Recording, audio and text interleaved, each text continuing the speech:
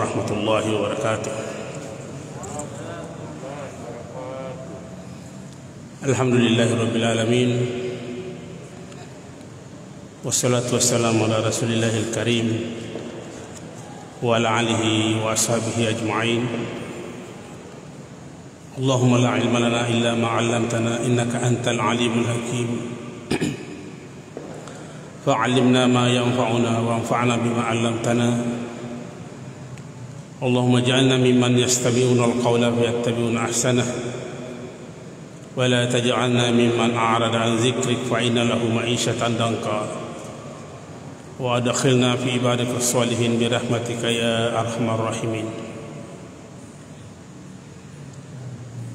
Ibu-ibu dan bapak-bapak yang saya muliakan, jamaah Masjid Al-Markas, demikian pula para pendengar radio Al-Markas yang saya muliakan. Alhamdulillah, malam ini kita kembali lagi bersama untuk melanjutkan pengajian kita dengan taufik tasawuf, dengan membaca salah satu kitab tasawuf yang dikenal di dunia ini, yaitu Ar-Risalah Al-Qushairiyah. Saya mengingatkan kembali bahwa kitab yang kita baca ini sudah kurang lebih 1000 tahun yang lalu sudah ditulis oleh penulisnya, dan sampai sekarang alhamdulillah kita dapat membacanya.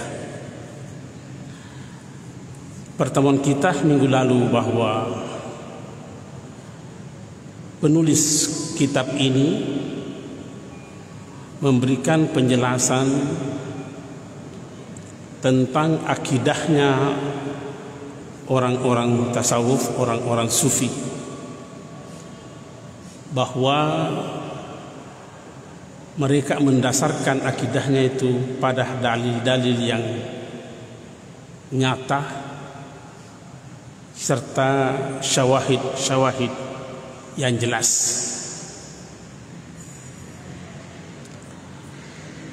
Sampai beliau mengatakan di dalam kitab ini, wa man ta'ammala alfazahum wa tasaffaha kalamahum wajada fi majmu'i aqawilihim wa mutafarriqatihim ma yasiku bi ta'ammulihi bi anna al-qawm lam yaksiru fi tahqiqi an sya'u. Ini pernyataan penulis kitab ini. Kalau kita terjemahkan, kata beliau sungguh sangat mulia. Barang siapa yang mencermati ungkapan-ungkapan mereka, yang dimaksudkan di sini mereka ini adalah para kaum sufi, dan menghayati ucapan-ucapan mereka. Siapapun yang mencermati, siapapun menghayati ungkapan mereka, tentu kita harus mempertegas di sini, bukan karena dasar kebencian, tetapi harus dengan akal yang sehat, harus dengan hati yang hidup. Karena kalau menghayati pernyataan seseorang dilandasi dengan kebencian, maka yang akan keluar adalah kebencian. Tetapi kalau kita menghayati pernyataan-pernyataan orang-orang sufi ini dengan akal yang sehat, dengan hati yang hidup, siapapun, beliau berkata, wajada fi majmu'i akawilihim, pasti ia akan menemukan di dalam perkataan-perkataan mereka itu, wa mutafarriqatihim, dengan ungkapan-ungkapan yang berbeda-beda di antara mereka itu, ma yathiqu bi annal qaum, suatu kesimpulan, akan mengambil suatu kesimpulan bahwa sesungguhnya orang-orang sufi itu tidak lalai sedikit pun di dalam menyikapi kebenaran. Lam yaksiru fi tahqiqi an sya'awi, tidak ada satupun kelalaian di dalam mencapai kebenaran itu. Walam ya'riju fi talabi ala taksir, demikian pula beliau menyatakan bahwa kemajuan di dalam mencari kebenaran itu tidak ada sedikit pun kelalaian. Kita mau ambil contoh karena ini ulama ini berkata siapapun menghayati pernyataan-pernyataan mereka. Mari kita mengambil satu contoh pernyataan mereka. Salah satu pernyataan Imam Al-Qushairi ini sendiri,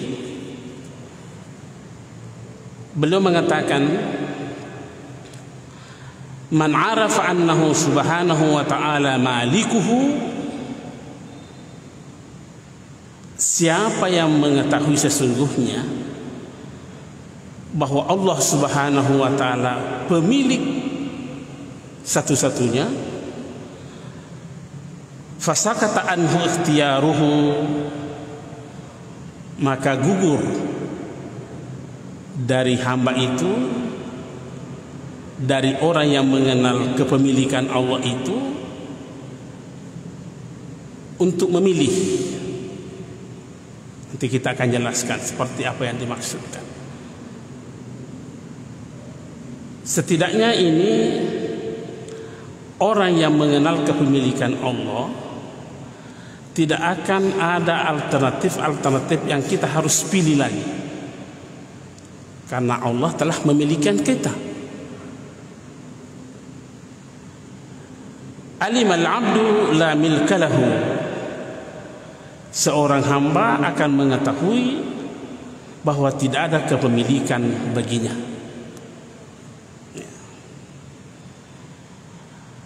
Wa man la milka lahu atau la mulka lahu la hukma lahu,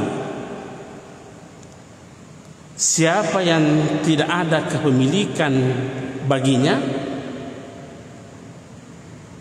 maka ia tidak bisa menentukan, tidak bisa menetapkan sesuatu. Wa man la hukma lahu la ikhtiyara lahu, dan siapa yang tidak bisa menentukan, pasti dia tidak bisa memilih.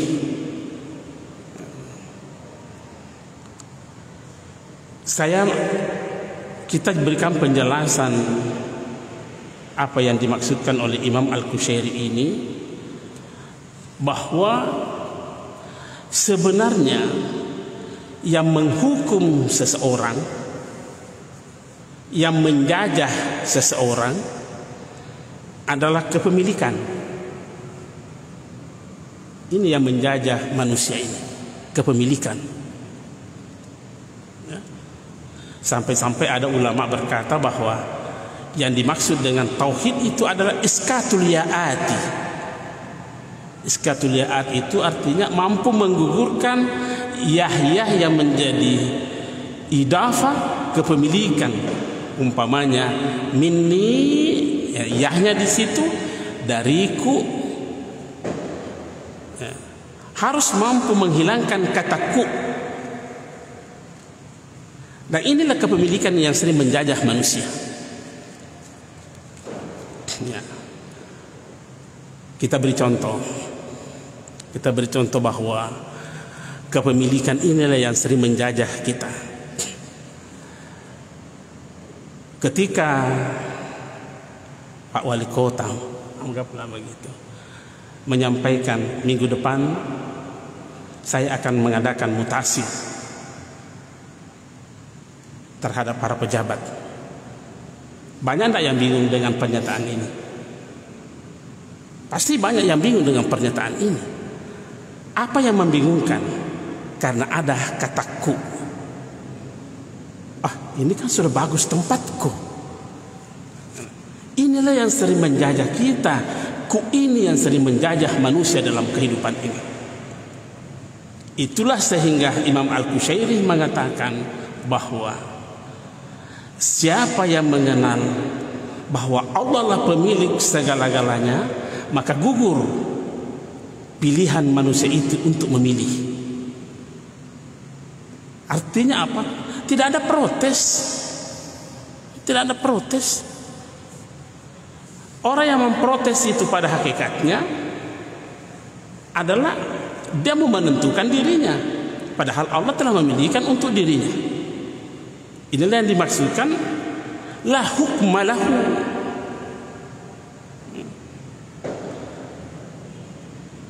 Ali bin Abi Thalib pernah berkata begini,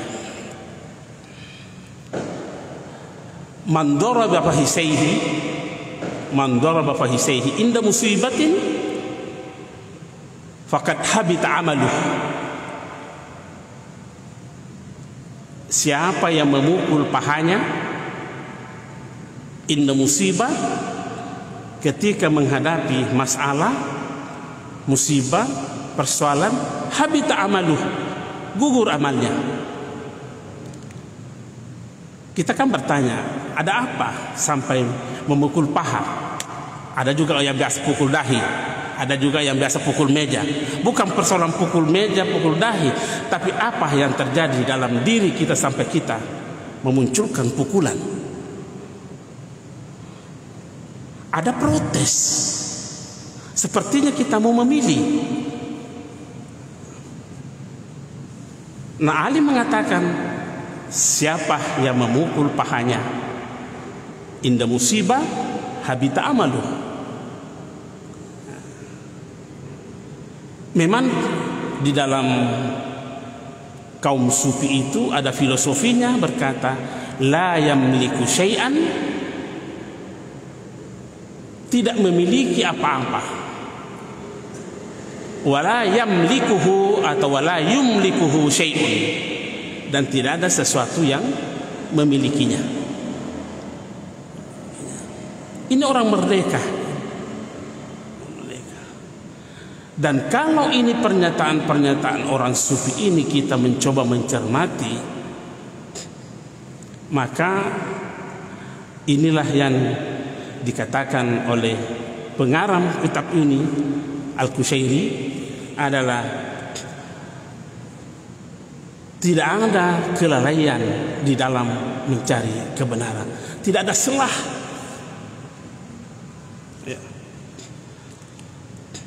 Ya. Kemudian beliau melanjutkan di dalam tulisannya, wa nahnu nazkuru fi hadzal fasli jumalan min mutafarriqati kalamihim fi ma yata'allaqu bi masailil usul.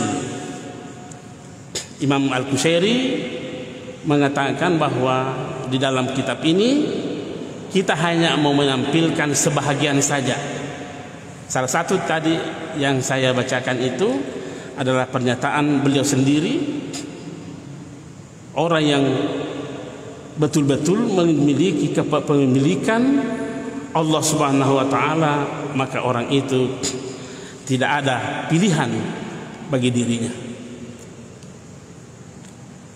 Itu orang sesungguhnya muncul dalam diri seseorang untuk memilih kalau merasa memiliki.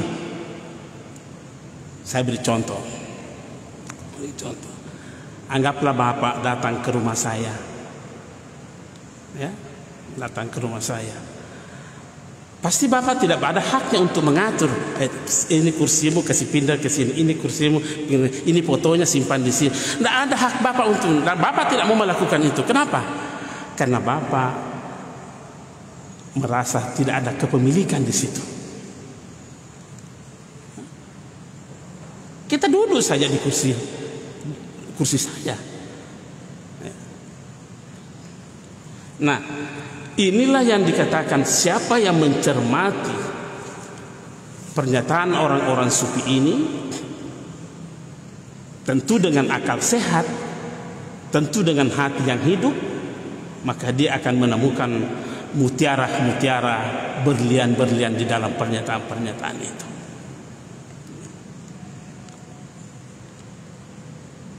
Dan orang yang seperti ini, di mana letak berliannya? Lebih lanjut beliau mengatakan al-mutasawwifah. Kalau al-mutasawwifah itu juga bentuk jamak. Al-mutasawwifatu lam yu'rafu lahum hajatan inda ahadin. Coba kita lihat. Orang sufi itu tidak ditahu apa kebutuhannya terhadap orang lain. Kita tidak tahu apa kebutuhannya orang sufi itu terhadap orang lain.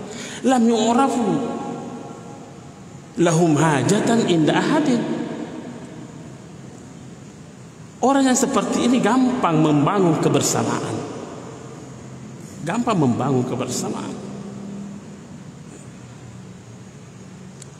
Karena memang dalam prinsip orang sufi itu meminta, ini meminta sama dengan mencuri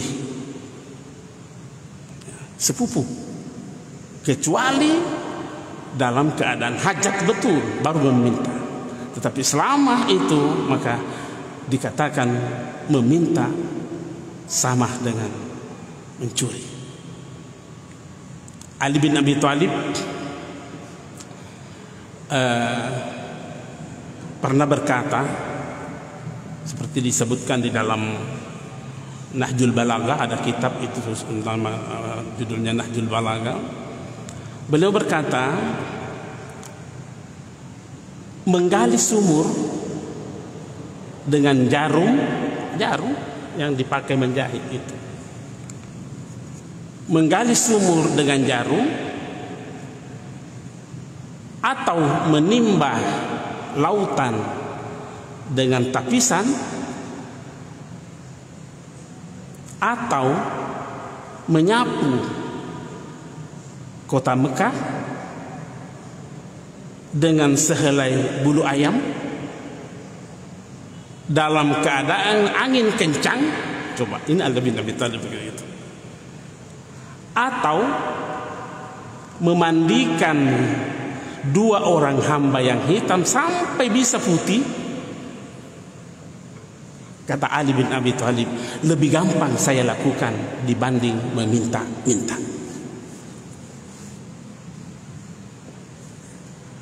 Ini mulia. Coba, benar apa yang dikatakan oleh Imam Al-Qushairi ini dalam kitab ini. Jadi kalau ada sekelompok manusia, orang yang selalu menyesat-nyesatkan orang sufi, dia perlu membaca kitabnya orang-orang sufi. Tapi ingat bahwa harus didasari dengan akal sehat, harus didekati dengan hati yang hidup, jangan dengan dasar kebencian.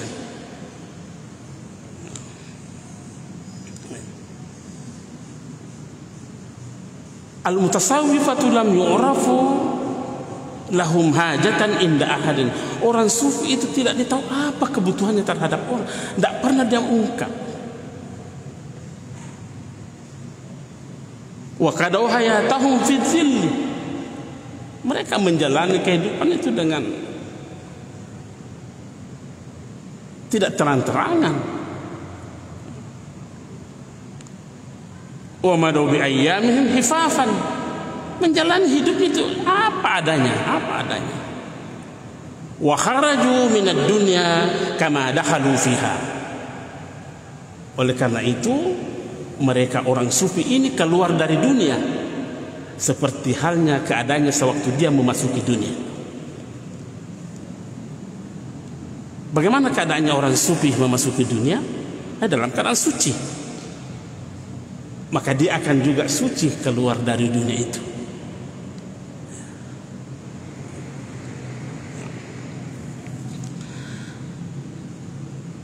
Biarlah kita memberikan sebagian di antara pernyataan Imam Al-Qushairi ini untuk mencermati apa pernyataan-pernyataan para orang sufi itu.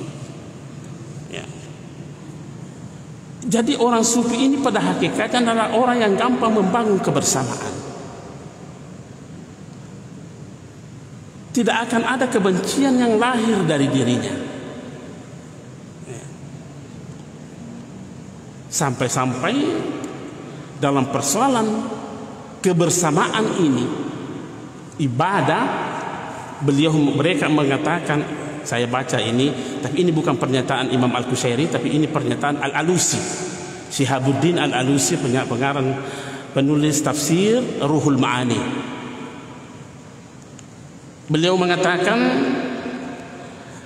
kata na di dalam Al-Quran itu na yang berbentuk kami, bermakna kami, isyaratun ila halil abdi ka'annahu yaqul, itu menunjukkan sebuah keadaan seorang hamba seperti kalau ia berkata, ilahi ma balagat ibadati, ya Allah, sesungguhnya ibadahku ini tidak akan sampai pada kesempurnaan ketika aku melaksanakan sendirian. Itu makna naknya di situ. Kenapa? Li'annaha mamzujatun bitaksir, penuh dengan kekurangan. Walakin ukhlituha bi ibadati jami'il abidin. Tapi saya ikutkan ibadahku ini bersama dengan para hamba-hambamu yang pengabdi sejati. Berarti memang orang-orang sufi ini cinta jamaah, cinta berjamaah, cinta berjamaah. Ya. Saya ingin mempertegas sedikit di sini. Ini penjelasan saya pribadi, bukan dari kitab ini,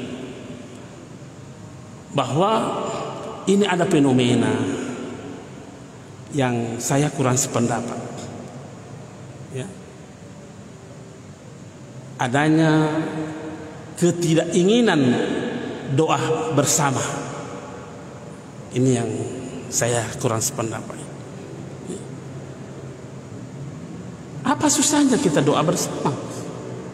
Apakah ada dalil yang melarang doa bersama? Kita lihat dulu dasarnya. Kita disuruh berdoa. Oke. Udah istajib lakum, berarti ada perintah untuk berdoa. Nah, kalau doa ini dilakukan berjamaah dengan dilakukan sendiri-sendiri, mana yang lebih mulia? Nabi mengatakan al-barakatu fil jamaah. Dilakukan secara berjamaah itu jauh lebih mulia, karena di situ ada keberkahan. Jadi orang yang selalu sebenarnya enggan melakukan doa bersama ketika imam mengaminkan dan kita mengaminkan, dan itu ada dalilnya, itu artinya menolak berkah. Saya mau kasih logika di dalam berjamaah, dalam kita salat berjamaah, ya. Anggaplah saya masbuk. Yang saya dapat tinggal ruku terakhir. Dan tidak ada sedikit pun saya ada kesempatan untuk membaca Al-Fatihah di situ. Tidak ada kesempatan untuk membaca Al-Fatihah. Apakah ruku rakaat ini masih dianggap milik saya?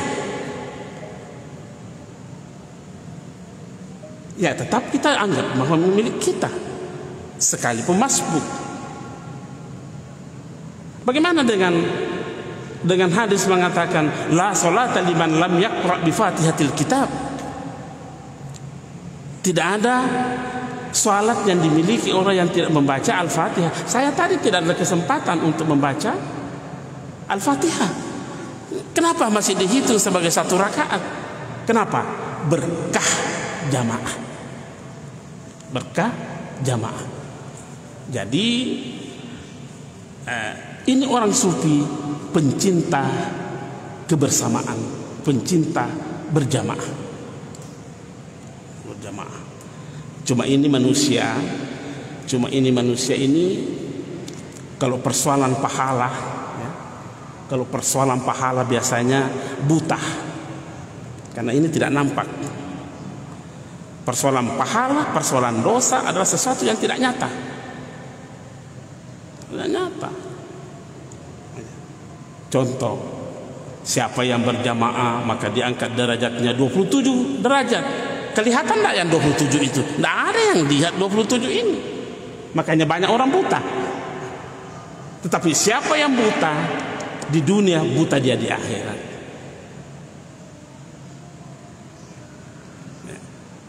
Inilah yang mencoba dihidupkan oleh para orang sufi ini.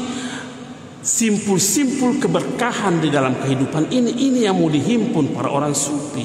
Janganlah kita selalu menyalah-nyalahkan mereka, karena jangan sampai mereka tidak salah kita menyalahkan. Itu kan sama model pemikirannya Abu Jahal yang begitu. Jadi para seorang sufi ini pencinta jamaah.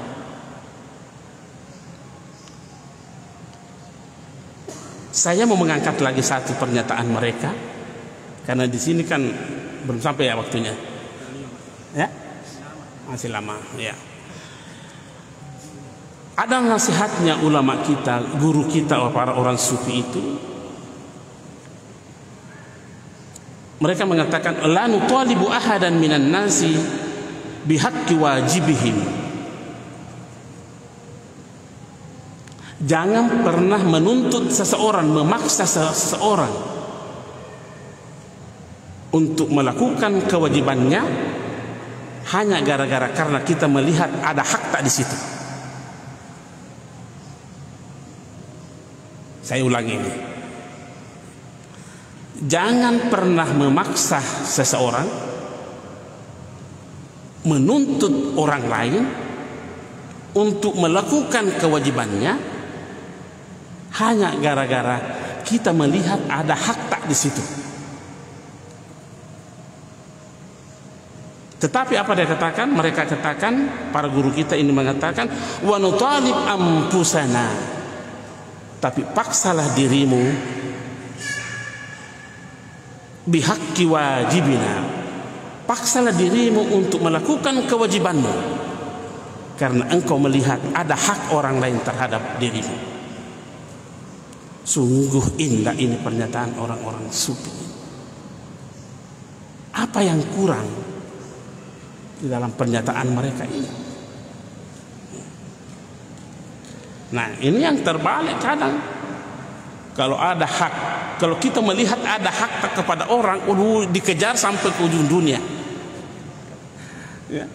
Tapi ketika orang lain, kita tidak melihat ada haknya terhadap diri kita.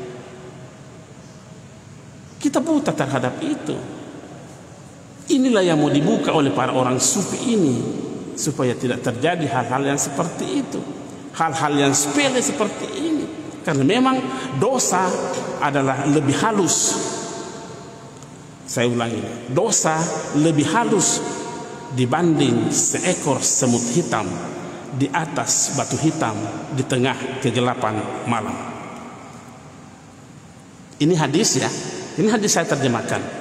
Nah, ini hadis saya sudah kurang lebih 40 tahun yang lalu saya hafal ini hadis ini. Saya masih mengaji dulu di Mekah, di Masjidil Haram. Asyirku fi hazihil ummah akhfa min dabibin namal ala safa fi zulmatil lail. Inilah kelihatan. Sama tidak kelihatannya ini. Jangan paksa orang lain untuk melakukan kewajibannya hanya karena engkau melihat ada hakmu di situ. Tapi paksa dirimu untuk melakukan kewajibanmu karena engkau melihat ada hak orang lain terhadap dirimu. Inilah yang dibuka oleh orang-orang sufi kita ini.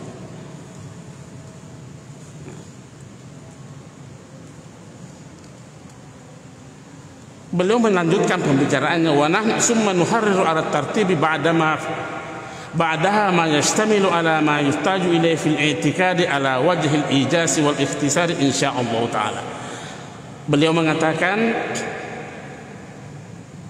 berikut ini akan disampaikan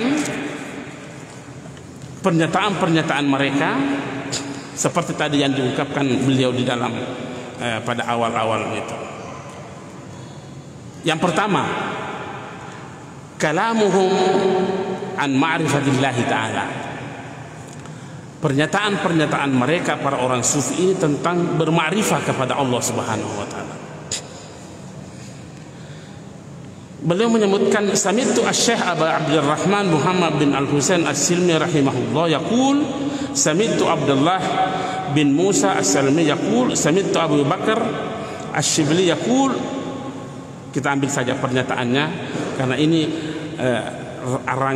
rentetan pernyataan saya mendengar Yanu berkata, saya mendengar Yanu sampai mengatakan bahwa yaqul, ini persoalan kema'rifahan, al-wahidu al-ma'rufu qabla al-hudud wa qabla al-huruf.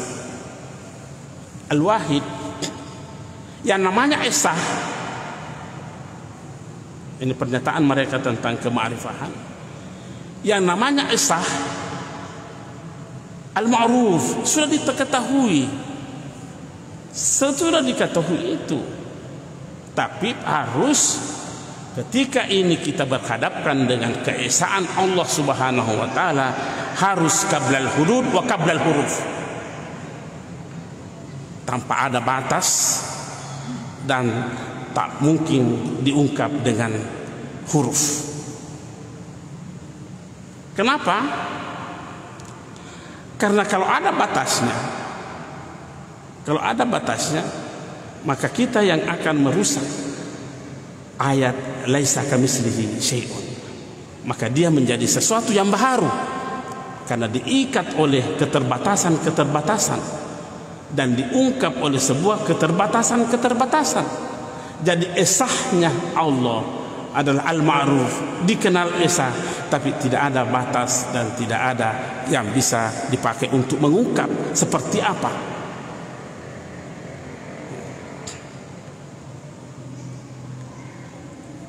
Wa hasa sahrihu min asy-syibli anna al-qadim subhanahu wa ta'ala la hadda li zatihi wa la hurufa li kalamihi. Kekadimannya Allah Subhanahu wa taala menurut ulama kita ini la hadda li zatihi, tidak ada batasnya. Tidak ada batasnya. Ya. Karena kalau kita membuat batas berarti ada arah.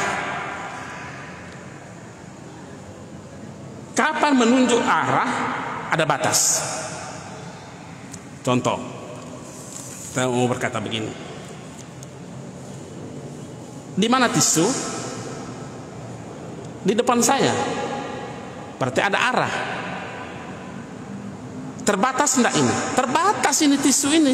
Terbatasnya apa? Enggak ada di belakang saya, enggak ada di atas saya, enggak ada di bawah saya, enggak ada kanan saya, enggak ada kiri saya. Ini sesuatu. Berarti yang bisa dibatasi seperti ini adalah sesuatu. Nah, Allah mengatakan saya tidak sama dengan sesuatu. Saya tidak sama dengan sesuatu. Laisa kamitslihi syai'un.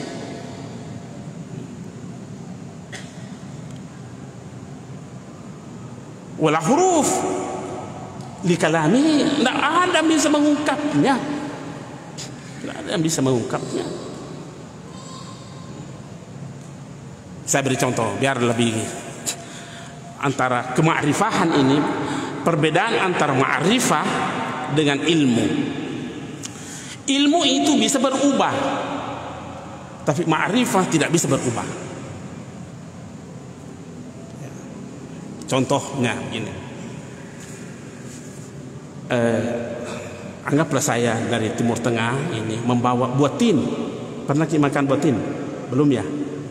Nah, oke, belum. Saya sampaikan begini, wah, ada bela buah tin saya dapat di Mesir. Manisnya. Begitu saya sampaikan kepada kita, berarti Bapak yang mendengar ucapan saya sudah ada ilmu tentang manisnya, namanya tin. Itu ilmu.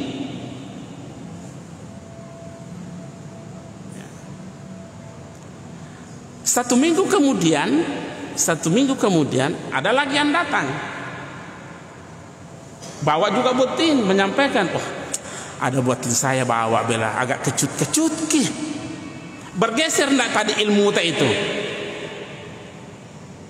Bergeser. Setidaknya Anda ragu. Setidaknya Anda ragu. Begitu saya membawa buatin, saya kasih Haji Saleh, mohon maaf Haji, saya kasih ambil contoh Pak. Coba kayak satu ini Pak. Dia coba Haji Saleh, betul-betul manis. Biar seluruh dunia berkata kecut, Haji Saleh mengatakan bohong kok. Bukan ilmu. Bukan ilmu itu. Apakah dia mampu mengungkap manisnya? Tidak mungkin dia mampu mengungkap manisnya itu. Inilah yang dikatakan oleh Syekh ini. Dia katakan la hurufa li kalamihi. Tidak ada huruf yang bisa mengungkap keesaan Allah.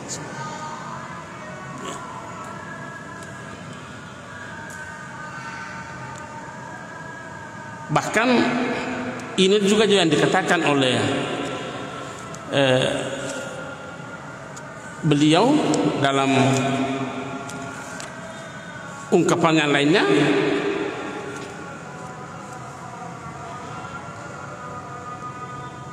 su'ila Ru'aim an awwali fardin iftaradahu Allah azza wa jalla ala khalqihi ma huwa.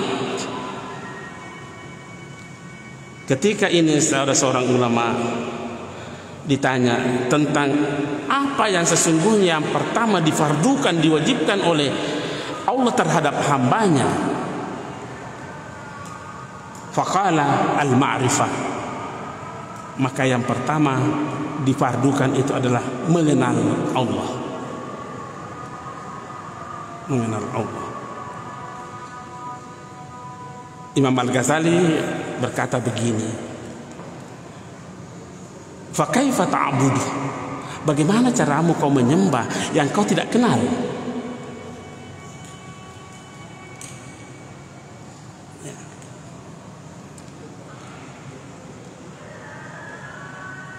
Beliau mengangkat sebuah ayat, liqaulihi jalla zikru wa ma khalaqtul jinna wal insa illa liya'budun.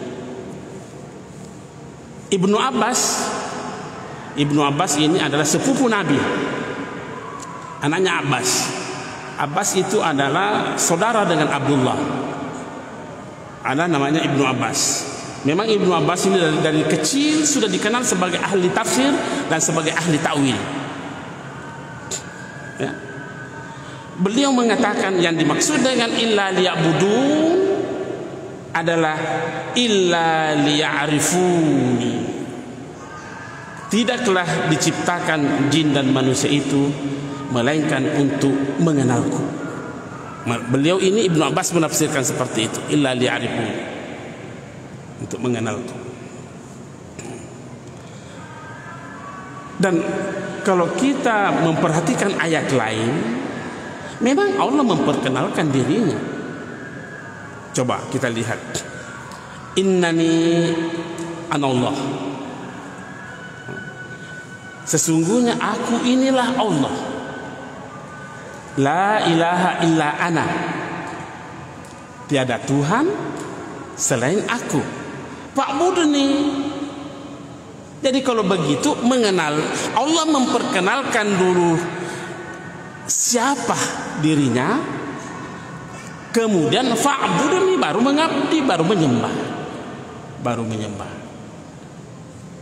Nah, inilah yang dituntunkan kita para ulama sufi ini. Bagaimana bermakrifah kepada Allah Subhanahu wa ta'ala. Kan kita tadi pelajari ini, kemakrifahan kita kepada Allah Subhanahu wa ta'ala itu akan membangun sikap keagamaan yang cukup tinggi, sikap sosial yang cukup tinggi, semua serba istimewa dalam diri manusia itu. Nah, ini pembangun karakter, membentuk karakter. Ya.